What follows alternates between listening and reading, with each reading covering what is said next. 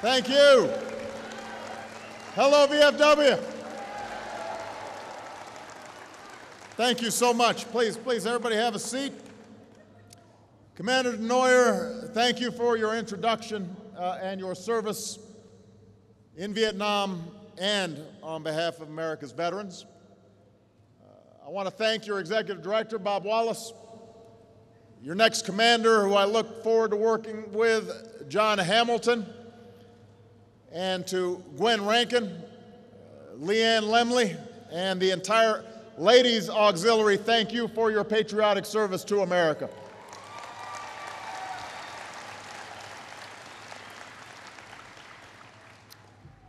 I stand before you as our hearts still ache over the tragedy in Aurora, Colorado. Yesterday I was in Aurora with families whose loss is hard to imagine, with the wounded who are fighting to recover, with a community and a military base in the midst of their grief. And they told me of the loved ones they lost, and here today it's fitting to recall those who wore our nation's uniform. Staff Sergeant Jesse Childress, an Air Force reservist, 29 years old, a cyber specialist who loved sports, the kind of guy, said a friend, who'd help anybody. Petty Officer 3rd Class John Larimer, 27 years old, who, like his father and grandfather before him, joined the Navy and who is remembered as an outstanding shipmate. Rebecca Wingo, 32 years old, a veteran of the Air Force, fluent in Chinese, who served as a translator, a mother whose life will be an inspiration to her 2 little girls. And Jonathan Blunk from Reno, just 26 years old, but a veteran of 3 Navy tours, whose family and friends will always know that in that theater he gave his own life to save another. These young patriots were willing to serve in faraway lands, yet they were taken from us here at home. And yesterday I conveyed to their families a message on behalf of all Americans. We honor your loved ones. We salute their service. And as you summon the strength to carry on and keep bright their legacy, we stand with you as one united American family.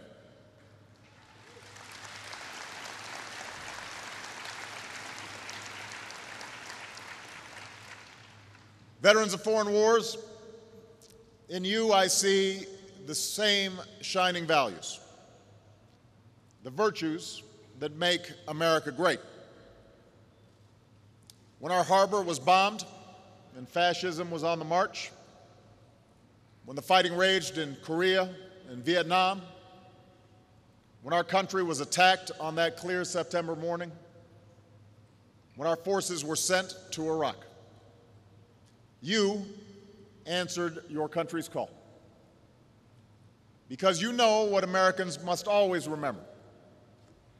Our nation only endures because there are patriots who protect it. In the crucible of battle, you are tested in ways the rest of us will never know. You carry in your hearts the memory of the comrades you lost. For you understand that we must honor our fallen heroes not just on Memorial Day, but all days. And when America goes missing or is taken prisoner, we must do everything in our power to bring them home.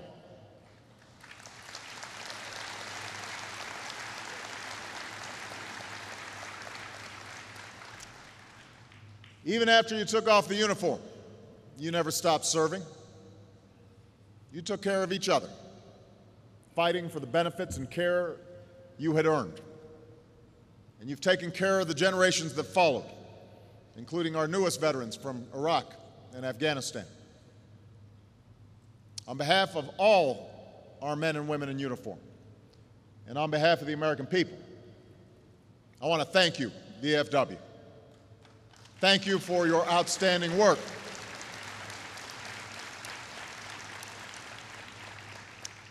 Of course, some among you are Vietnam veterans didn't always receive that thanks, at least not on time. This past Memorial Day, I joined some of you at the wall to begin the 50th anniversary of the Vietnam War. And it was another chance to say what should have been said all along. You did your duty, and you made us proud. And as this 50th anniversary continues, I'd ask all our Vietnam vets to stand or raise your hand as we say thank you and welcome home.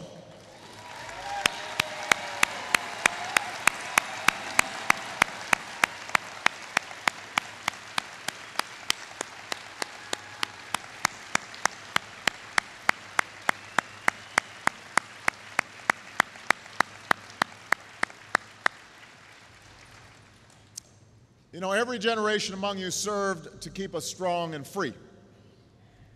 And it falls to us, those that follow, to preserve what you won. 4 years ago, I stood before you at a time of great challenge for our nation. We were engaged in 2 wars. Al-Qaeda was entrenched in their safe havens in Pakistan. Many of our alliances were frayed. Our standing in the world had suffered. We were in the worst recession of our lifetimes. Around the world, some questioned whether the United States still had the capacity to lead.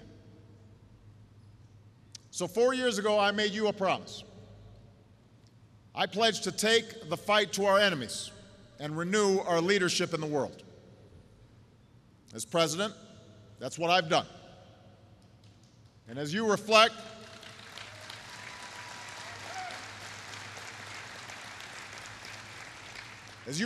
on recent years, as we look ahead to the challenges we face as a nation and the leadership that's required, you don't just have my words. You have my deeds. You have my track record. You have the promises I've made and the promises that I've kept. I pledged to end the war in Iraq honorably, and that's what we've done.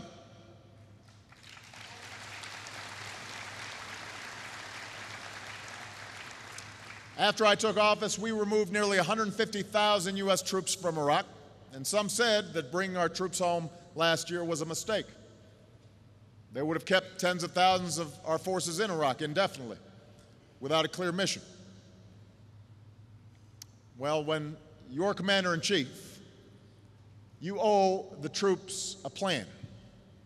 You owe the country a plan, and that includes recognizing not just when to begin wars, but also how to end them. So we brought our troops home responsibly. They left with their heads held high, knowing they gave Iraqis a chance to forge their own future. And today there are no Americans fighting in Iraq, and we are proud of all the Americans who served there.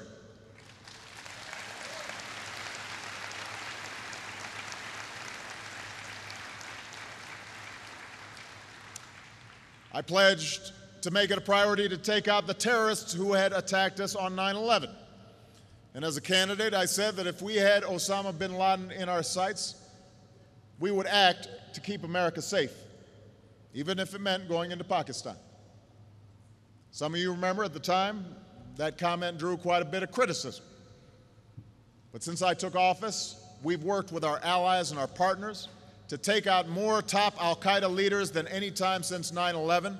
And thanks to the courage and the skill of our forces, Osama bin Laden will never threaten America again, and al-Qaeda is on the road to defeat.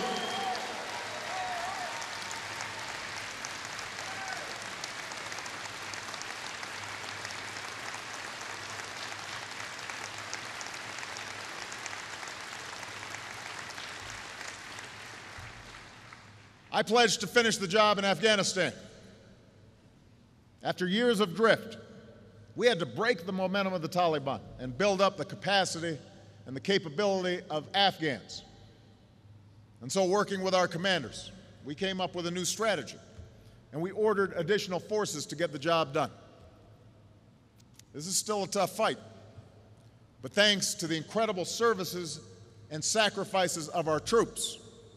We pushed the Taliban back. We're training Afghan forces. We've begun to transition to Afghan lead. Again, there are those who argued against a timeline for ending this war or against talking about it publicly. But you know what? That's not a plan for America's security either. After 10 years of war, and given the progress we've made, I felt it was important that the American people and our men and women in uniform know our plan to end this war responsibly.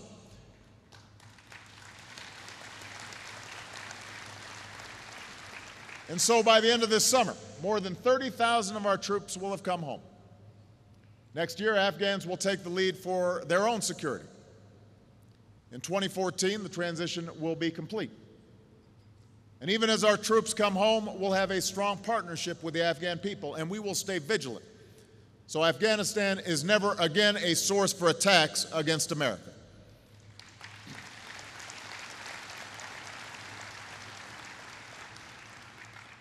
We're not just ending these wars, we're doing it in a way that achieves our objectives.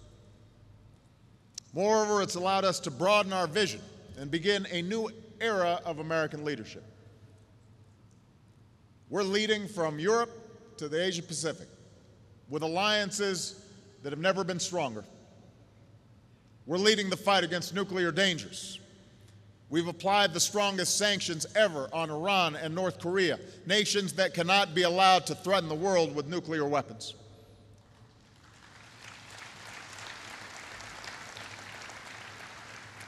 We're leading on behalf of freedom, standing with people in the Middle East and North Africa as they demand their rights, protecting the Libyan people as they rid the world of Muammar Gaddafi. Today, we're also working for a transition so the Syrian people can have a better future, free of the Assad regime. And given the regime's stockpiles of chemical weapons, we will continue to make it clear to Assad and those around him that the world is watching and that they will be held accountable by the international community and the United States should they make the tragic mistake of using those weapons.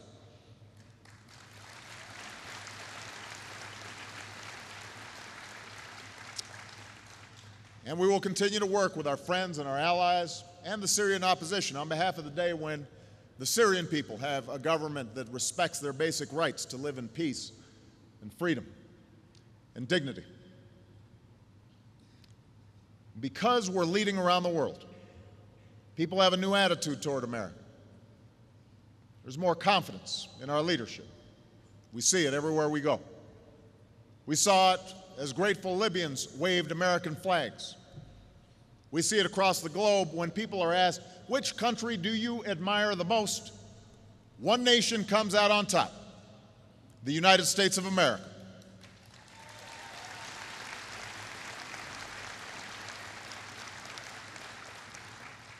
So this is the progress that we've made, thanks to the extraordinary service of our men and women in uniform.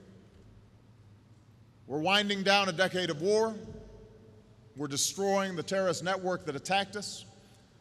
We're strengthening the alliances that extend our values. And today, every American can be proud that the United States is safer and stronger and more respected in the world. And all this allows us to fulfill another promise that I made to you 4 years ago, strengthening our military. After 10 years of operations, our soldiers will now have fewer and shorter deployments, which means more time on the home front to keep their families strong, more time to heal from the wounds of war, more time to improve readiness and prepare for future threats. As president, I've continued to make historic investments to keep our armed forces strong. And guided by our new defense strategy, we will maintain our military superiority. It will be second to none as long as I am president and well into the future. We've got the best trained, best led, best equipped military in history, and as Commander-in-Chief, I am going to keep it that way.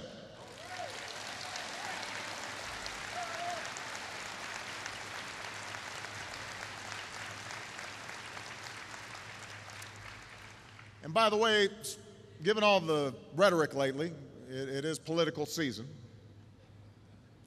Let's also set the record straight on the budget.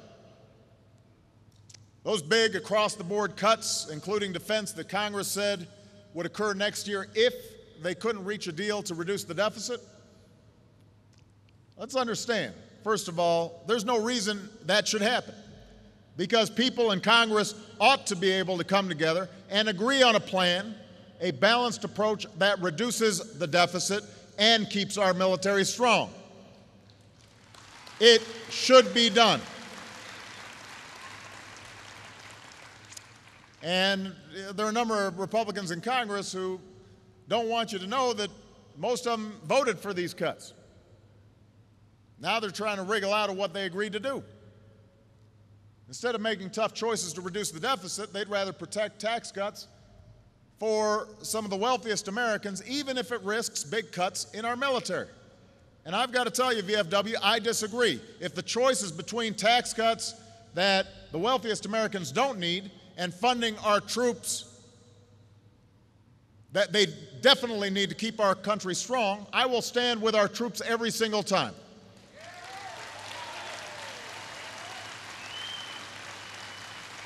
So let's stop playing politics with our military. Let's get serious and reduce our deficit and keep our military strong.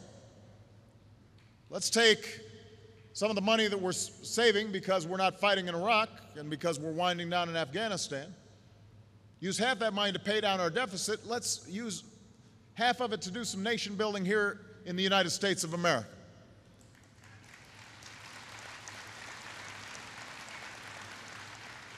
Let's keep taking care of our extraordinary military families.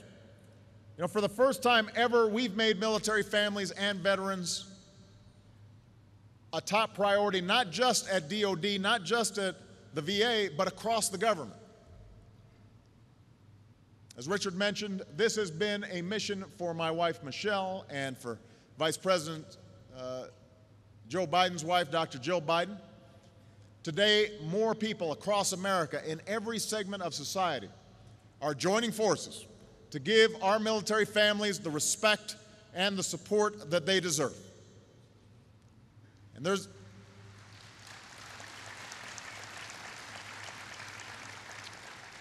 another way we can honor those who serve. It may no longer be a crime for con artists to pass themselves off as heroes, but one thing is certain, it is contemptible. So this week, we will launch a new website, a living memorial, so the American people can see who's been awarded our nation's highest honors, because no American hero should ever have their valor stolen.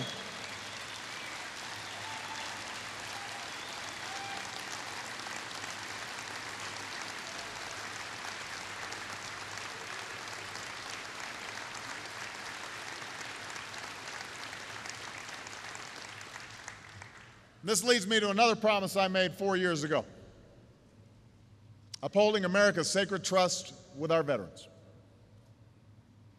I promised to strengthen the VA, and that promise has been kept. In my first year, we achieved the largest percentage increase in the VA budget in 30 years. And we're going to keep making historic investments in our veterans. When Richard came to the Oval Office, we talked about what those automatic budget cuts, sequestration, could mean for the VA. So my administration has made it clear: your veterans' benefits are exempt from sequestration. They are exempt.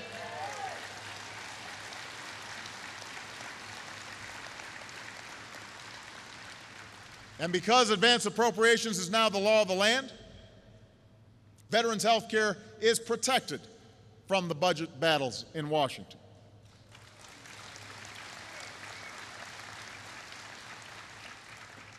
I promised you that I'd stand up for veterans' health care. As long as I'm president, I will not allow VA health care to be turned into a voucher system, subject to the whims of the insurance market. Some have argued for this plan. I could not disagree more. You don't need vouchers. You need the VA health care that you have earned and that you depend on.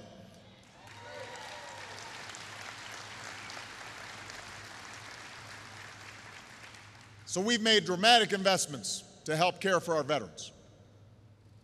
For our Vietnam veterans, we declared that more illnesses are now presumed connected to your exposure to Agent Orange. And as a result of our decision, Vietnam-era vets and your families received nearly $4 billion in disability pay. You needed it, you fought for it, we heard you, and we got it done.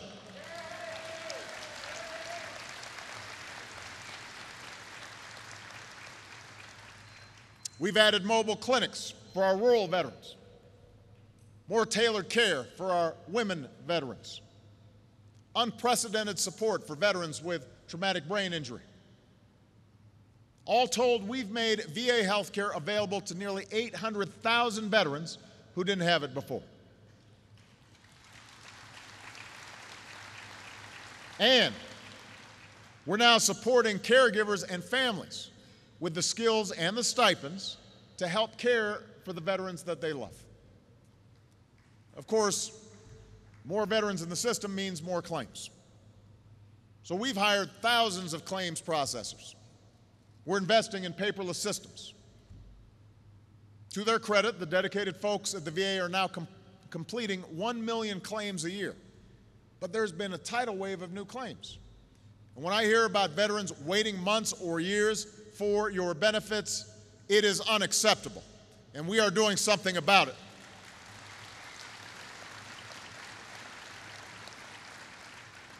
We're taking all those folks who processed your Agent Orange claims, more than 1,200 experts, and giving them a new mission: attack the backlog. We're prioritizing veterans with the most serious disabilities. And the VA and DoD will work harder towards a seamless transition so new veterans aren't just piled onto the backlog. And we will not rest. I will not be satisfied until we get this right. And today I'm also calling on all those who help our vets complete their claims: state VAs, physicians, and veterans groups like the VFW to join us. You know how this can work better, so let's get it done together. We're also focused on the urgent needs of our veterans with PTSD. We've poured tremendous resources into this fight. Thousands of more counselors and more clinicians, more care and more treatment. And we've made it easier for veterans with PTSD to qualify for VA benefits. But after a decade of war, it's now an epidemic. We're losing more troops to suicide, one every single day, than we are in combat. According to some estimates, about 18 veterans are taking their lives each day, more every year than all the troops killed in Iraq and Afghanistan combined. That's a tragedy. It's heartbreaking. It should not be happening in the United States of America. So when I hear about service members and veterans who had the courage to seek help but didn't get it, who died waiting, that's an outrage. And I've told Secretary Panetta, Chairman Dempsey, and Secretary Shinseki, we've got to do better. This has to be all hands on deck. So our message to everyone who's ever worn the uniform: if you're hurting, it's not a sign of weakness to seek help, it's a sign of strength. And when you do, we'll be there and do more to help, including more counselors and clinicians to help you heal. We need to end this tragedy, VFW, and we're going to work together to make it happen.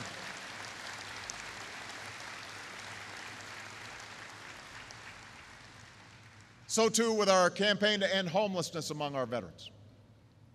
We've now helped to bring tens of thousands of veterans off the streets and into permanent housing.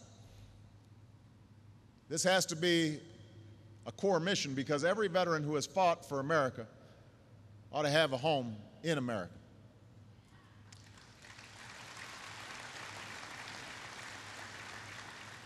And this brings me to the last promise I want to discuss with you. 4 years ago, I said that I'd do everything I could to help our veterans realize the American dream, to enlist you in building a stronger America. After all, our veterans have the skills that America needs. So today, our economy is growing and creating jobs, but it's still too hard for too many folks to find work. especially our younger veterans, our veterans from Iraq and Afghanistan.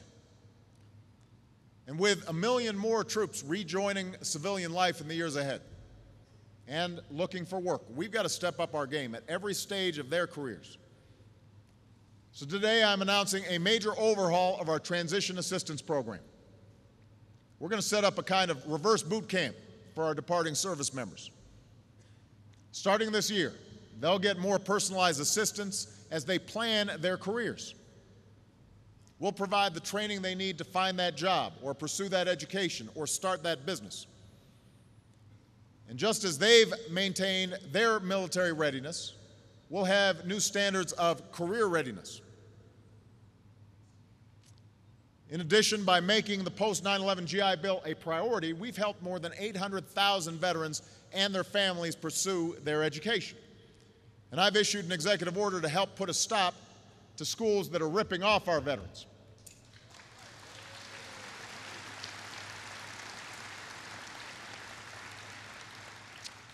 I've directed the federal government to step up on jobs.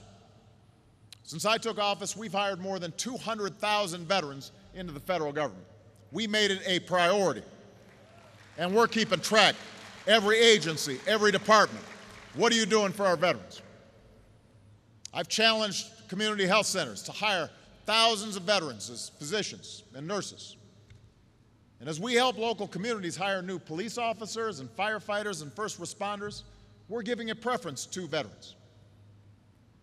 We're also fighting to get more vets hired in the private sector.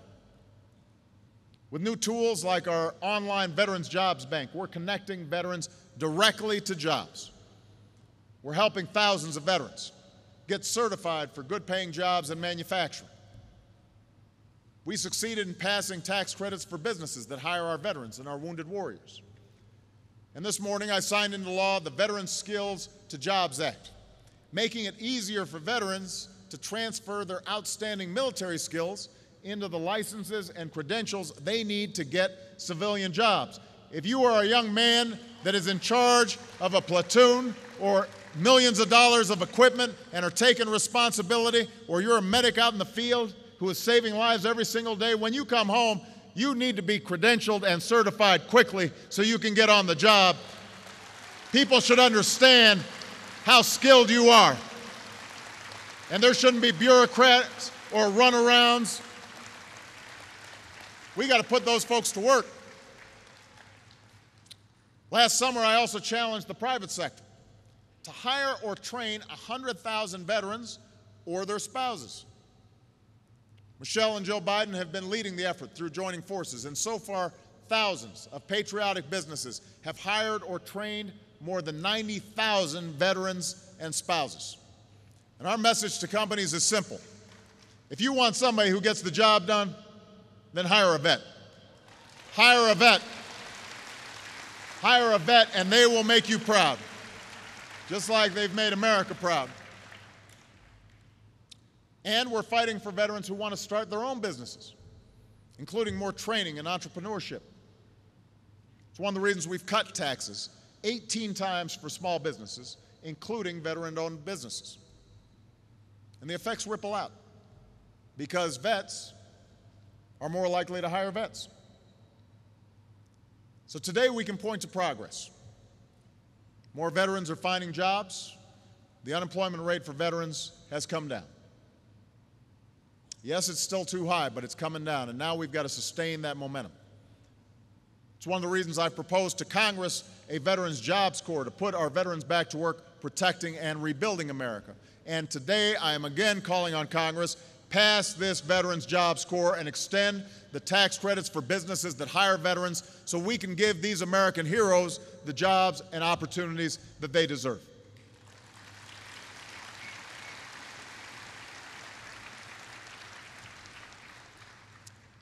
So VFW, these are the promises that I made. These are the promises that I've kept.